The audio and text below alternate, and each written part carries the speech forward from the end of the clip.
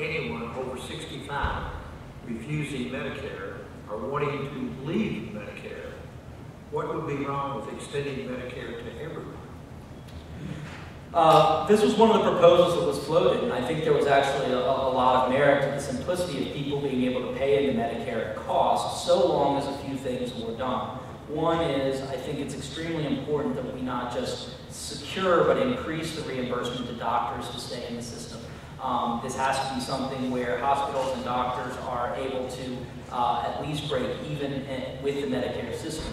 I think something where Medicare buy-in at cost or at cost plus 10% is something that could be considered and was rejected in part because of concerns about the so-called sustainable growth rate. I believe it's something that can be considered, but at the moment it's not something that seems to have momentum behind it. What we did create was a system that allows people to buy the same insurance that members of Congress get. We will all be buying insurance in the same grocery store.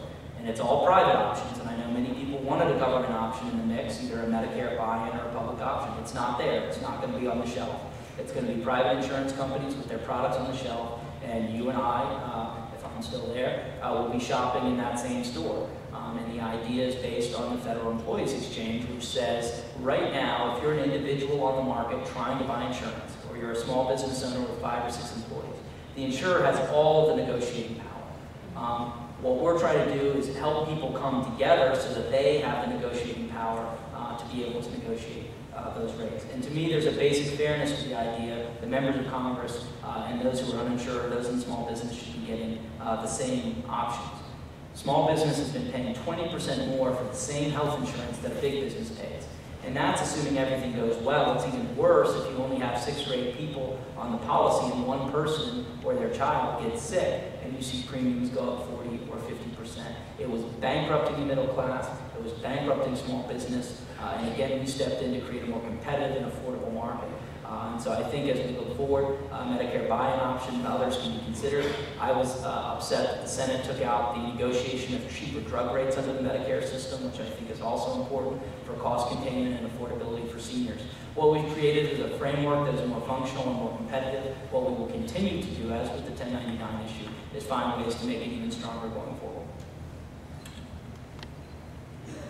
Basically what we had created was over a 2,000-page bill to address health care issues in the United States. Many of those pages didn't even address actual health care. It addressed regulations, it addressed other issues. I know many small businesses are worried, they're uncertain. They don't know how this is going to affect them. Many of them believe and have seen that it's going to cost them additional money, and they're not sure how they're going to respond. Is it going to mean that they're going to lay people off? If they lay someone off, what does that mean? Does it just drive us towards a system where we have a public option in order to take care of people that have been forced out of their private insurance based on what's happening?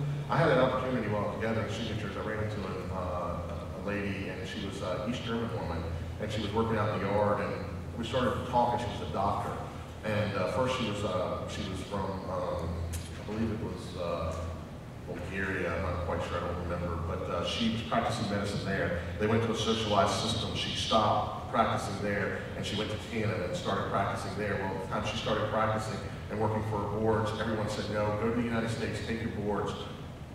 Terrible things are coming to Canada, and she saw it. She looked at me as she was throwing mulch in her barrel. She says, Mr. Clark, she goes, this country does not have enough doctors to undertake what they're about to implement.